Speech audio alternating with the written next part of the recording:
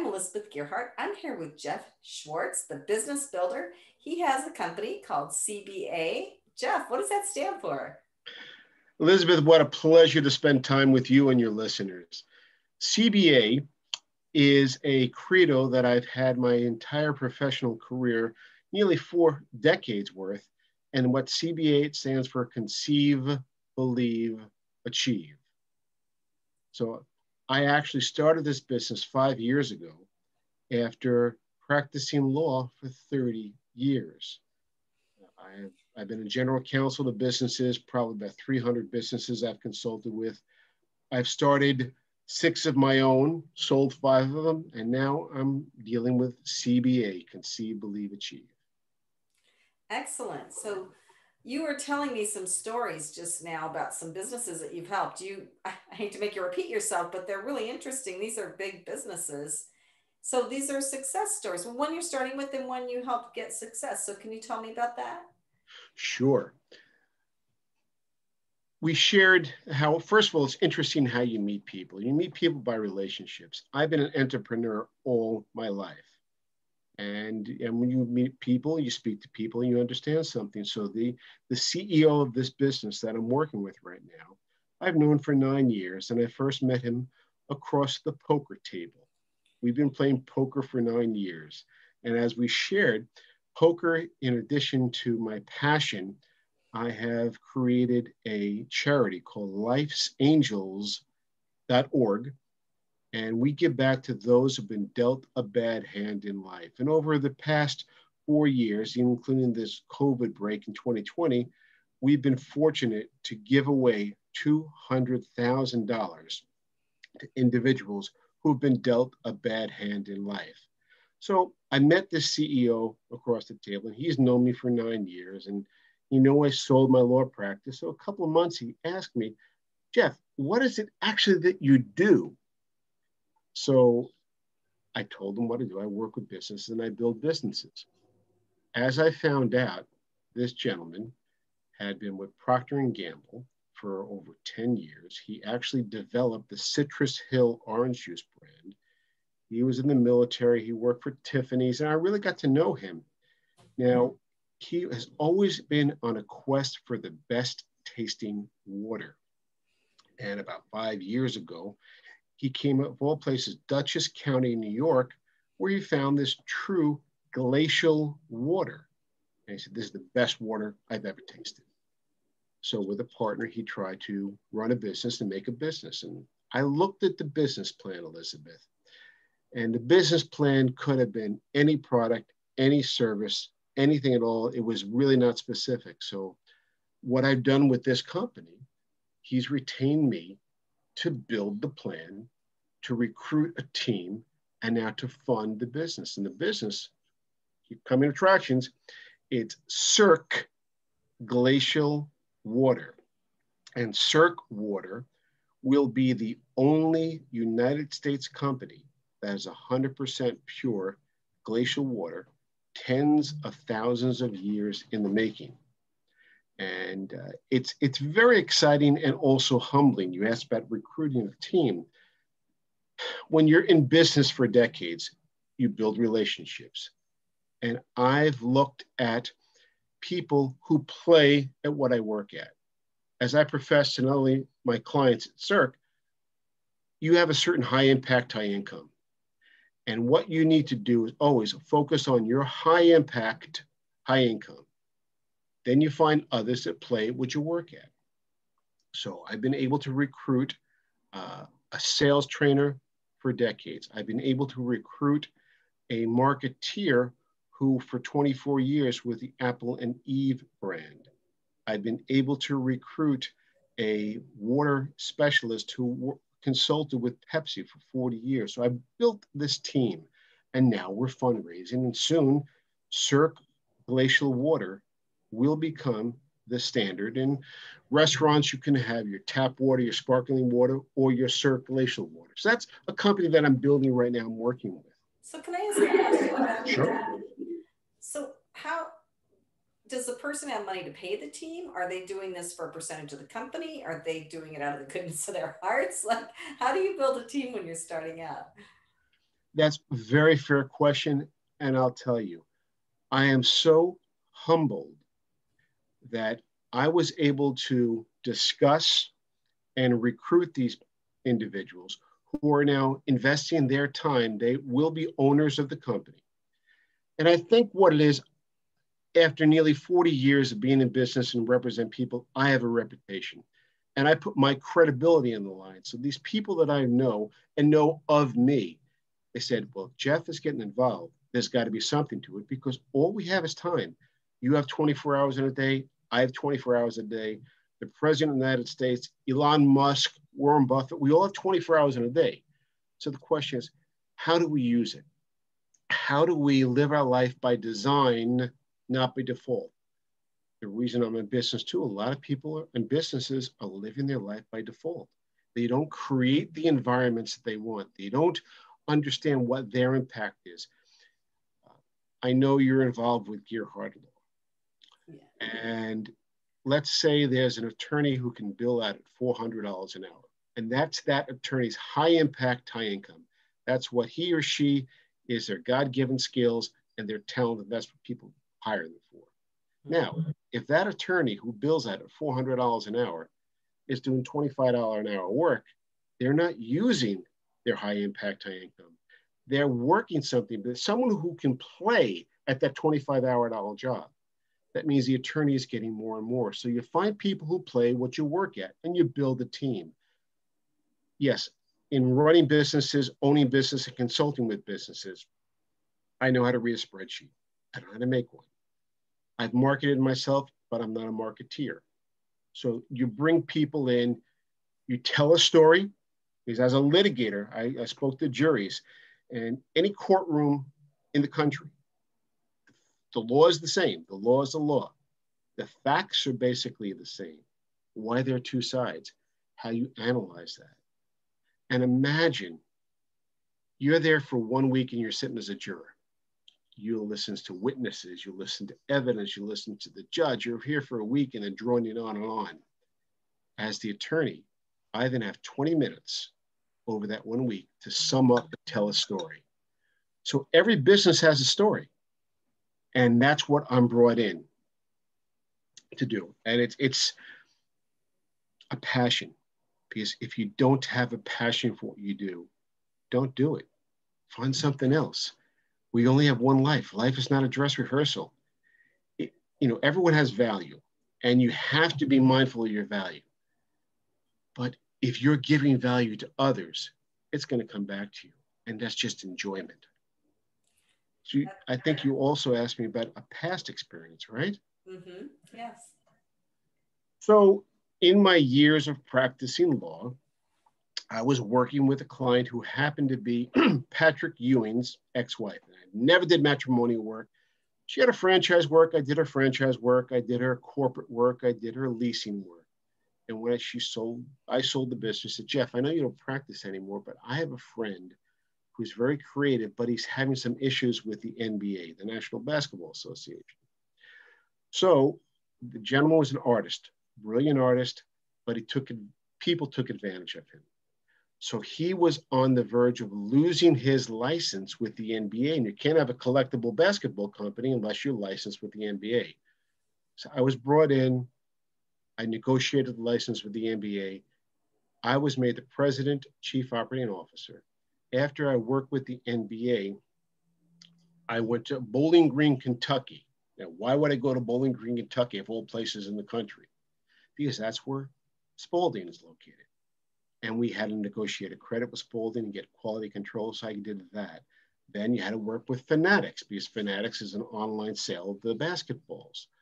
And then we created a product, which was the first time ever that at the NBA All-Star game, this was in New Orleans, we had a logo of the NBA, East and West, and the actual engraved signatures of all the players available at the All-Star game. This is something that's never been done.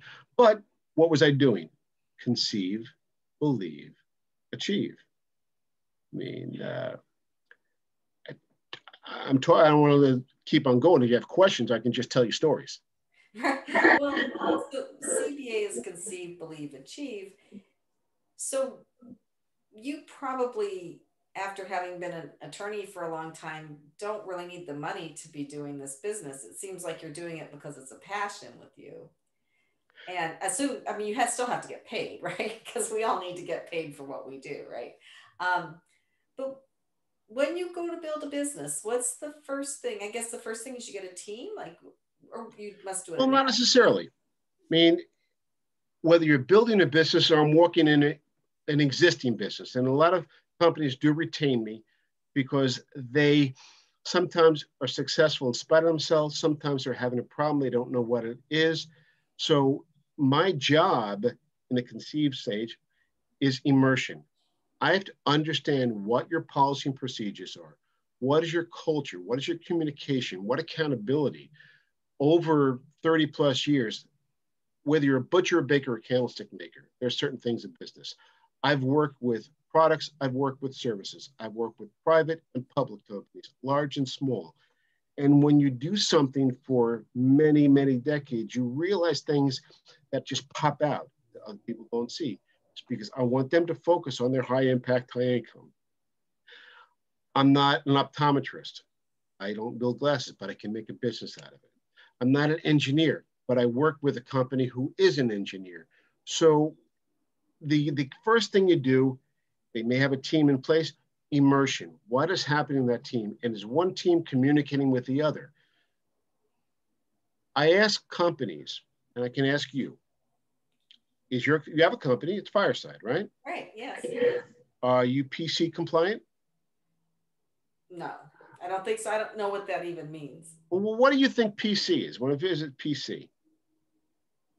Well, when I think of PC, I think of like HR, human resources, not, but I'm not sure if that's what you're talking about. It's not what I'm talking about. A lot of people say politically correct. You got to be politically Yeah, correct, yeah, right? right.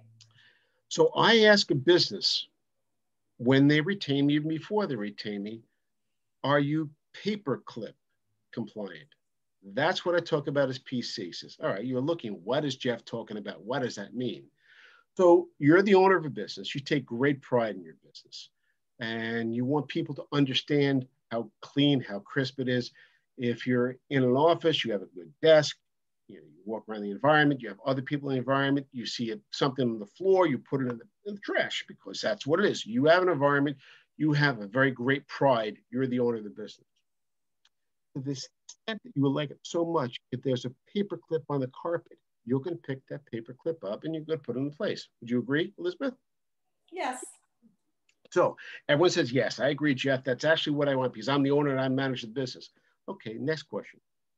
How many of your employees will walk over that paperclip, or how many will actually pick it up?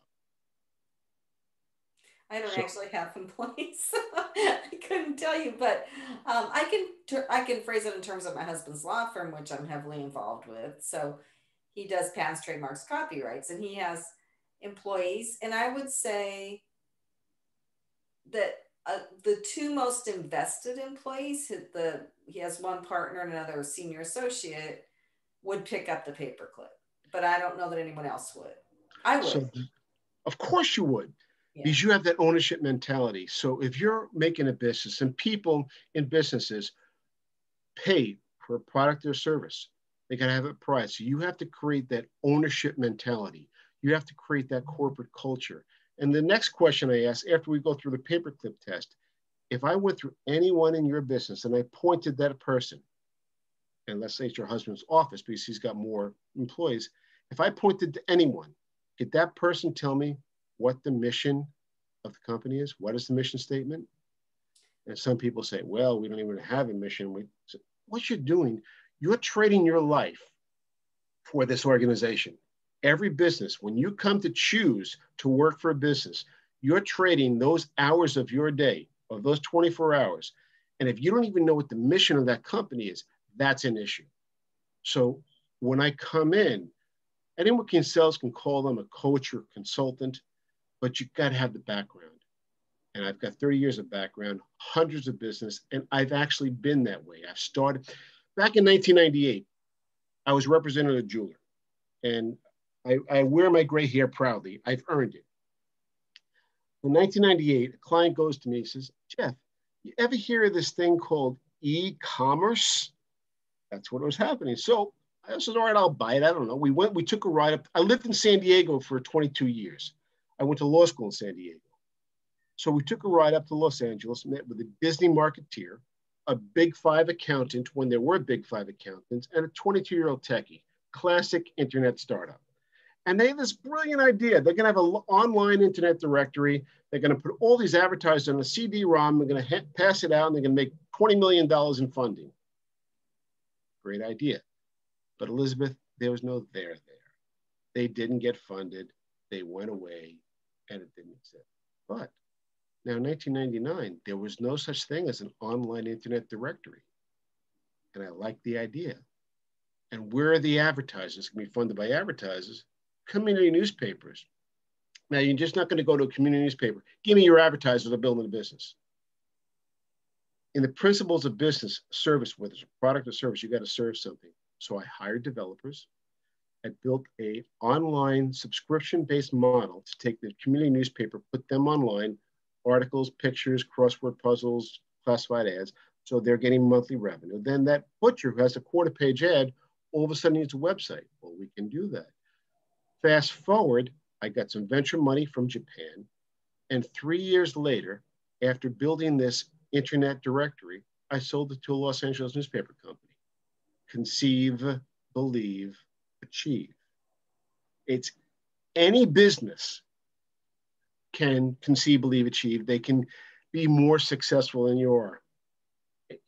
You're right. It is a passion of mine. And I choose to do what I want to do right now. And I just, we have to have value. Of course, you got to pay for your service because if you don't value yourself, no one's going to value you. Right. So typical client, who do you like to work with the best? So if people want to get a hold of you because they want to work with you, they see your value, who should that be? So it's really interesting because as businesses, they want the public to realize, hey, I'm doing fine. Come work with me. Give me your money. I give you a product or service. So their outward appearance is success. What I've seen is the trusted advisors, people who you open the kimono to, whether it be your banker, because the only reason you're a banker is because you need loan capital, you're expanding. Your attorney. There's an issue that without problems, I'm out of business. And I've had that for all my life. So people who come and are trusted advisors of the businesses. And considering I'm agnostic, I've worked with food companies, service companies, product companies. Well, look, I've shared with you that I have built an internet technology, a SaaS business. Also, I've been hired again as a chief operating officer of a SaaS company. It was a case management company for attorneys and accountants in 3 countries and 34 states. So I enjoy playing in the SaaS sandbox, but the water company I talked about right now is a food company. I also have a juice company I'm working with. So I have to believe in the mission of the company. I have to believe with the people that are running it, and they have to believe in me that there is a value that I end. Whether you have an employee or a consultant, you're either a profit center or a loss center. And I'm not a loss center. People have to understand that it takes money to make money. If you can invest in me, I will make your business grow. I will overcome those challenges you may or may not see. And a lot of times, I love the ahas. Right. It's hard to have a business and it's hard to know what mistakes you're making when you're making them and what mistakes not to make. And I know I need a lot of help. I just have to figure out how to get team members because I don't have much funding for this, but I'm working right now. I'm gathering content, but I think, following in someone's footsteps instead of reinventing the wheel you're going to get a lot further, a lot faster.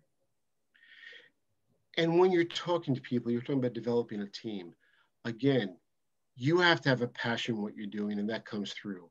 You have to tell a story, and you have to understand people. Look, back in years ago, I majored in speech communications and political science.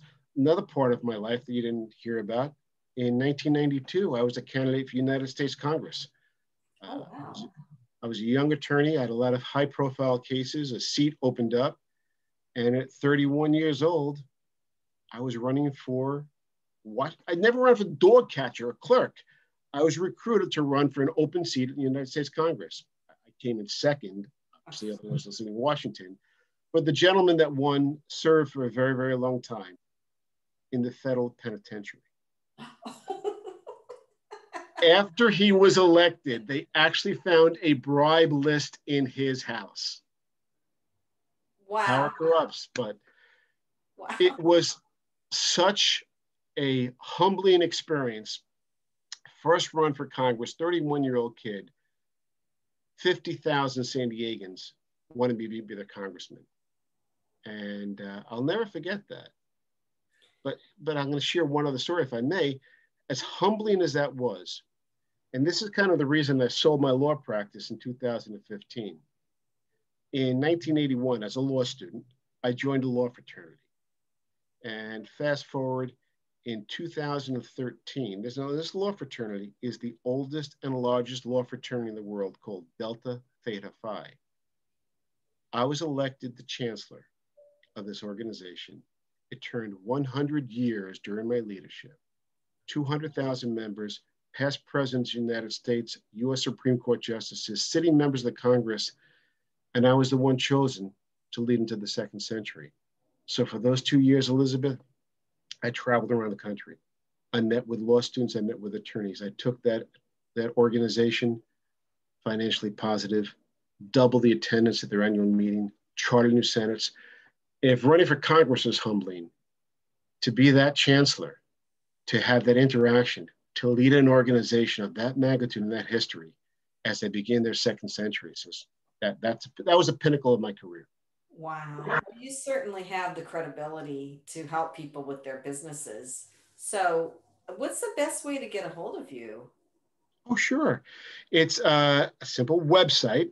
It's CBA, which is Conceive Believe consultant.com. CBA consultant.com. And that's the website, and we'll speak and we'll talk and we'll have fun, and I'll enhance your business, and everybody be happy, because if everyone's happy, nobody's happy. Excellent. Thanks, Jeff.